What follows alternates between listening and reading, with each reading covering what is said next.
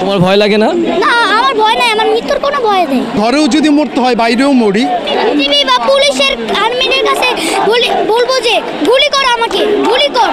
বাবা, আজকে যে তুমি এই আন্দোলনে এসেছো, কেন এসেছো? আমি আন্দোলনের বিচার পেতে আসছি।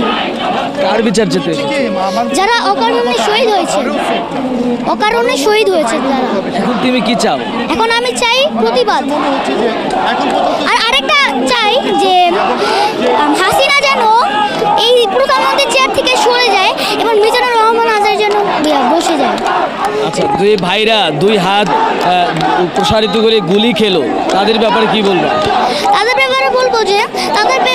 ব্যাপারে বলবো যে দোয়া করি যারা যেন জান্নাতবাসী হন, আর হাসিনা যেন জাহান্নামবাসী হোক।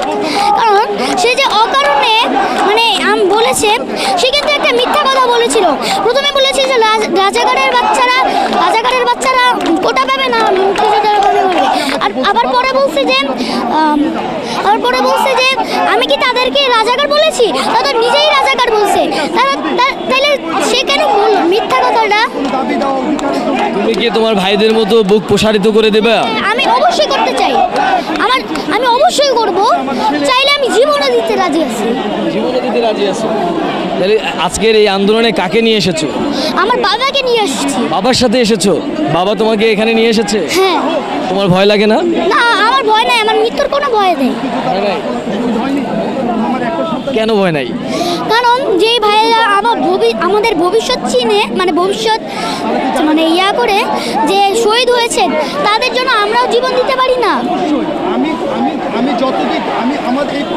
দর্শক, আপনারা দেখছিলেন যে আসলে এই আন্দোলনটি আসলে কোন পর্যায়ে গিয়ে পৌঁছেছে, সেটি এরকম একটি ছোট বাচ্চার কথাই আসলে কিন্তু বোঝা যাচ্ছে যে এখন এই আন্দোলনটি আসলে যেমন শিশু থেকে বৃদ্ধ আসলে সব পর্যায়ে কিন্তু এই আন্দোলনটা আসলে ছড়িয়ে পড়েছে।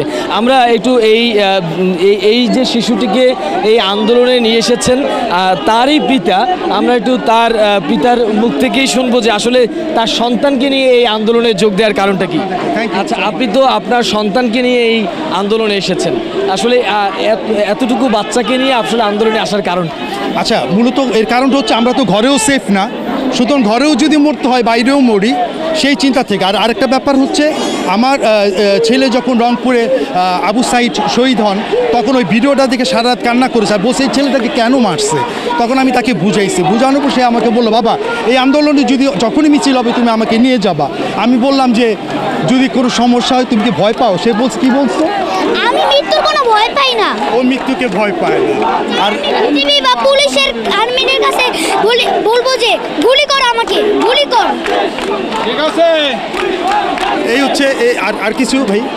আপনারা দেখছিলেন যে একজন বাবা তার সন্তানকে নিয়ে এসেছেন এবং সন্তান বুক পেতে দিচ্ছেন যে এই অস্ত্রের মুখেও তিনি দুই হাত প্রসারিত করে দিচ্ছেন। আসলে এটাই আন্দোলন, এভাবেই আসলে আন্দোলনের বিজয় আসে।